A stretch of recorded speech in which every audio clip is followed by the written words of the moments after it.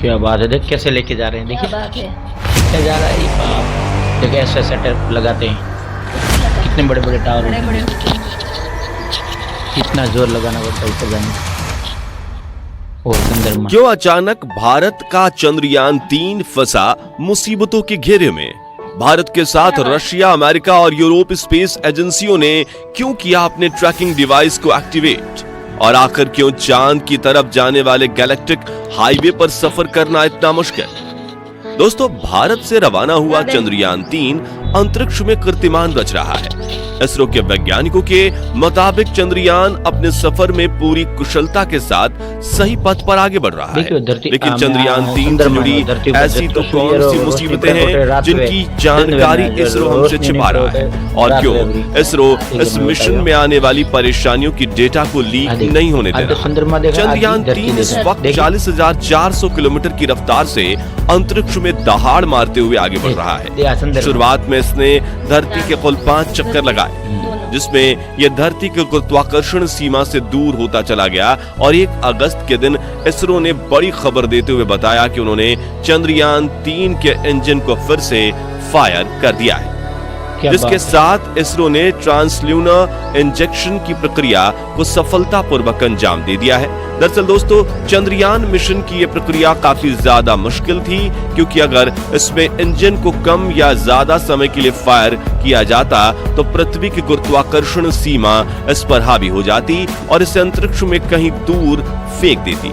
और अगर ये एक बार किसी गलत ऑर्बिट में चला जाए तो इसे सही करने में काफी समय और ताकत लग जाती, जिसके लिए चाहिए होता है ईंधन। ऐसे में अगर ईंधन पूरा हो जाए तो हम चाहकर भी चंद्रयान को चांद तक नहीं भेज पाते। लेकिन इसरो के बुद्धिमान वैज्ञानिकों ने बड़ी ही कुशलता के साथ इस प्रक्रिया को अंजाम देकर चंद्रयान 3 को लूनर ट्रांसफर ट्रेजेक्टरी यानी कि LTT में भेज दिया। चांद तक जाने वाले इस लंबे हाईवे पर चंद्रयान अगले कुछ दिनों तक सफर करने वाला है। लेकिन दोस्तों, इसी बीच चंद्रयान 3 को लेकर एक बड़ी खबर सामने आई है, क्योंकि अब अचानक से अमेरिकी स्पेस एजेंसी नासा ने अंतरिक्ष में अपने नेटवर्क का घेरा डाल दिया है। वहीं चंद्रयान पर अब फ्रांस की स्पेस एजेंसी भी अपनी नजरें गड़ाए बैठी हैं और बेंगलुरु के इसरो की telemetry tracking and command network team के वैज्ञानिक भी 24 घंटे चंद्रयान के साथ साथ पूरे अंतरिक्ष में अपनी नजर गड़ाए बैठे हैं, क्योंकि अब चांद के रास्ते में कुछ भयानक मुसीबतें चंद्रयान 3 का इंतजार करते हुए दिखाई दे रही हैं। इसी वजह से पूरी दुनिया के स्पेस एक्सपर्ट्स की धड़कनें बढ़ चुकी हैं। साथियों, नीचे बैठे बैठे हमें ये मिशन जितना आसान लग रहा है, असल में ये दिन प्रतिदिन ज्यादा मुश्किल होता जा रहा है। तो चलिए अब जानते हैं कि आखिर ये कौन सी मुसीबतें हैं जिसने इसरो के वैज्ञानिकों की नींद उड़ा कर रख दी है और वो किस तरह से इन मुसीबतों का सामना करके चंद्रयान 3 को चांद तक पहुंचा पाएंगे। तो जैसा कि आप जानते हैं, इस वक्त चंद्रयान 3 चांद की 3,84,400 किलोमीटर की जर्नी पर है। लेकिन ये डिस्टेंस तो चांद की तरफ एक सीधी रेखा में है, जबकि चंद्रयान 3 तो पृथ्वी के अंडाकार चक्कर लगाते हुए चांद के हाईवे को पकड़कर चांद तक पहुंचेगा, जिसके बाद ये चांद के भी अंडाकार चक्कर लगाएगा, जिस वजह से अपने इस मिशन में चंद्रयान 3,30,000 किलोमीटर से भी ज्यादा का डिस्टेंस कवर करने वाला है। ऐसे में दोस्तों, इस लंबे सफर में मिशन का टाइम टेबल खराब हो गया या गलत टर्न की वजह से ईंधन खत्म हो गया तो मिशन पूरी तरह से बर्बाद हो सकता है। इतना ही नहीं दोस्तों, इस मिशन से जुड़ी एक और बड़ी मुसीबत यह है कि चांद की तरफ जाने वाले लंबे गैलेक्टिक हाईवे पर चंद्रयान 3 की किसी भी एन इफेक्टिव सैटेलाइट, उल्कापिंड या फिर स्पेस वेस्ट से टक्कर हो सकती है। पिछले कुछ सालों में कम्युनिकेशन, इंटरनेट और कई अन्य एक्सपेरिमेंट के लिए हमने अंतरिक्ष में हजारों छोटी बड़ी सैटेलाइट्स लॉन्च की है और पृथ्वी की चारों तरफ सैटेलाइट का एक ऐसा जाल बन गया है कि इनके बीच से सीधी रेखा में निकलना मुश्किल होता जा रहा है। जी हाँ, इस वक्त अंतरिक्ष में करीब 8,200 सैटेलाइट्स मौजूद हैं, जिनमें से 4,800 सैटेलाइट्स एक्टिव हैं, जबकि 3,400 से भी ज्यादा सैटेलाइट अब बंद पड़ी हैं और हम इन्हें स्पेस वेस्ट के अलावा कोई दर्जा नहीं दे सकते। ये निष्क्रिय सैटेलाइट्स भी बहुत तेजी के साथ चारों तरफ अंतरिक्ष में चक्कर लगा रहे हैं। इसके अलावा दोस्तों, जब भी हम किसी भी स्पेस क्राफ्ट को अंतरिक्ष में भेजते हैं या फिर वापस धरती पर लाते हैं, तो उस स्पेस क्राफ्ट के कुछ पार्ट्स हमें वहीं छोड़ने पड़ते हैं, जो लावारिस होकर हजारों सालों तक अंतरिक्ष में यहाँ वहां तैरते रहते हैं। ऐसे में दोस्तों, इन सैटेलाइट्स और स्पेस वेस्ट से बचना काफी मुश्किल टास्क होता है। वहीं साथियों, अंतरिक्ष में चंद्रयान 3 को बहुत कम तापमान यानी -100 डिग्री से लेकर +100 डिग्री सेल्सियस से होकर गुजरना पड़ रहा है। साथ ही आपको बता दें कि अंतरिक्ष में कोई उल्कापिंड, धूमकेतु और कई बड़े पिंड मौजूद हैं, जो उनके अनेकों ऑर्बिट में घूमते रहते हैं और कई बार तो ये अचानक से अपनी ऑर्बिट छोड़कर तेज रफ्तार में अनेक ग्रह पर क्रैश भी हो जाते हैं। हालांकि पृथ्वी का चुंबकीय क्षेत्र कई बार इन्हें दूर धकेल देता है और अगर ये वातावरण में प्रवेश कर भी जाते हैं तो वायु के घर्षण से जलकर राख हो जाते हैं। लेकिन पृथ्वी की गुरुत्वाकर्षण सीमा से बाहर चंद्रयान 3 की रक्षा के लिए उसके अपने अलावा और कुछ मौजूद नहीं है। ऐसे में ये पिंड भी चंद्रयान 3 के इस लंबे गैलेक्टिक हाईवे के सफर की बड़ी चुनौती बन रहे हैं। वहीं अंतरिक्ष की धूल यानी स्पेस डस्ट को, जो कॉस्मिक डस्ट के नाम से भी जानी जाती है, ये चंद्रयान 3 के लिए किसी बड़ी मुसीबत से कम नहीं है, क्योंकि अगर ये टकरा गई तो स्पेसक्राफ्ट के बहुत सारे सेंसर्स खराब हो सकते हैं। हालांकि दोस्तों, अब आप सोच रहे होंगे कि क्या इसरो ने इन सभी मुसीबतों के बारे में नहीं सोचा? तो बता दें कि अंतरिक्ष को लेकर इसरो के वैज्ञानिकों के पास बेशक हमसे ज्यादा दिमाग है और उन्होंने इनसे बचने के लिए कई तरकीबें भी लगाई हैं। जैसे कि इसरो ने निष्क्रिय सैटेलाइट, अंतरिक्ष का कचरा और अंतरिक्ष में तैर रहे पिंडों के बारे में पूरी रिसर्च और कैलकुलेशन करके चंद्रयान 3 की लॉन्च डेट, मिशन रूट और रफ्तार उसी तरह से चुनी है कि इसका सामना यहाँ से वहां घूम रहे इन पदार्थों से ना हो।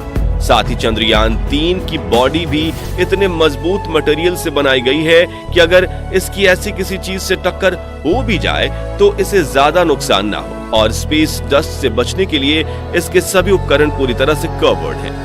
अब अगर आप सोच रहे हैं कि आने वाले दिनों में चंद्रयान पृथ्वी से दूर निकलकर चांद की गुरुत्वाकर्षण सीमा में पहुंच जाता है तो सब कुछ ठीक हो जाएगा, तो आपको बता दें कि चांद पर पहले से ही कई मुसीबतें चंद्रयान 3 का इंतजार कर रही हैं, जिनके बारे में सोचकर ही वैज्ञानिकों के शरीर में सिहरन मच रही है। जी हाँ, चांद की सतह पर मेटेरॉइड्स का शोर हो रहा है, यानी यहाँ पर छोटे से लेकर बड़े उल्कापिंडों की तेज बरसात हो रही है। हालांकि ये उल्कापिंड पृथ्वी से गिरते हैं लेकिन वातावरण के घर्षण की वजह से जलकर नष्ट हो जाते हैं, जबकि चंद्रमा का एटमॉस्फेयर बहुत ही ज्यादा पतला है और वहाँ की ग्रेविटी भी पृथ्वी से काफी ज्यादा कम है। ऐसे में दोस्तों, चांद पर छोटे से लेकर बड़े उल्कापिंड काफी तेज रफ्तार में गिरते हैं। रिपोर्ट्स के मुताबिक चांद पर 20 किलोमीटर प्रति सेकंड से लेकर 72 किलोमीटर प्रति सेकंड की रफ्तार से उल्कापिंड चांद की सतह से टकराते हैं, जिससे चांद पर काफी तबाही मचती हुई दिखाई देती है। इसी वजह से पिछले करोड़ों सालों में चांद की सतह के गड्ढे धीरे धीरे करके बड़े ही होते जा रहे हैं। वहीं इस टकराव से काफी ज्यादा धूल भी पैदा होती है, जो स्पेसक्राफ्ट के कैमरे और लेजर वाले उपकरणों को धुंधला बना देती है। हालांकि दोस्तों, इसरो के वैज्ञानिकों ने काफी ज्यादा स्टडी करके ये पता लगाया है कि 23 अगस्त के दिन चंद्रयान का विक्रम लैंडर जहां उतरेगा वहां उल्कापिंड नहीं गिरेंगे। फिर भी ऐसा हुआ तो इन्हें जल्द ही अपना लैंडिंग साइट बदलना पड़ेगा। इसी वजह से इसरो दुनिया की दूसरी स्पेस एजेंसियों की ट्रैकिंग डिवाइस की भी मदद ले रहा है। बता दें कि इसरो के चीफ ने एक मीडिया इंटरव्यू में कहा कि चांद पर लैंडिंग के आखिरी 15 मिनट हमारे लिए काफी क्रूशियल होने वाले हैं। पिछली बार चंद्रयान 2 मिशन इन्हीं आखिरी 15 मिनटों में फेल हुआ था। दरअसल लैंडिंग के दौरान विक्रम लैंडर की रफ्तार 8000 किलोमीटर प्रति घंटा से घटाकर 7.2 किलोमीटर प्रति घंटा तय करनी होगी, जिसके लिए वैज्ञानिकों को लैंडर के साथ लगातार कम्युनिकेशन बनाए रखनी होगी और ऑटोनोमस मोड पर ही इसके थ्रस्टर्स ऑन ऑफ करके इसकी रफ्तार कम करनी होगी। ऐसे में वैज्ञानिक यही उम्मीद लगाए बैठे हैं कि इस वक्त चांद पर उल्कापिंड ना गिरे, ताकि उनकी वजह से उड़ती हुई धूल लैंडर के कैमरों को धुंधला न कर दे और इससे सेंसर्स पर भी कोई दबाव न आए। जबकि इस बार का विक्रम लैंडर पिछले वाले लैंडर से ज्यादा पावरफुल और एडवांस है। साथियों, चंद्रयान 2 का ऑर्बिटर भी पिछले 4 सालों से यहाँ लगातार घूम रहा है। और 4 उसी सालों के से घूम खींचे गए फोटोज की बदौलत हम चंद्रयान 3 के लिए पहले से बड़ी और सुरक्षित लैंडिंग साइट चुनने में कामयाब हो पाए हैं। वहीं चंद्रयान 3 के इंटीग्रेटेड मॉड्यूल भी जब चांद की कक्षा में प्रवेश करेगा तब चंद्रयान 2 का ये ऑर्बिटर इस पर अपनी आंखें यानी कैमरों को टिका देगा ताकि इसरो को इसके बारे में सही जानकारी मिले, जिससे सुरक्षित लैंडिंग के साथ हमारा मिशन चंद्रयान 3 सफल हो जाए। तो आज की इस वीडियो में बस इतना ही। अगर आपको हमारी वीडियो पसंद आई हो तो इसे ज्यादा से ज्यादा शेयर करें और ऐसे इंटरेस्टिंग वीडियोस देखने के लिए हमारे चैनल को सब्सक्राइब भी जरूर करें।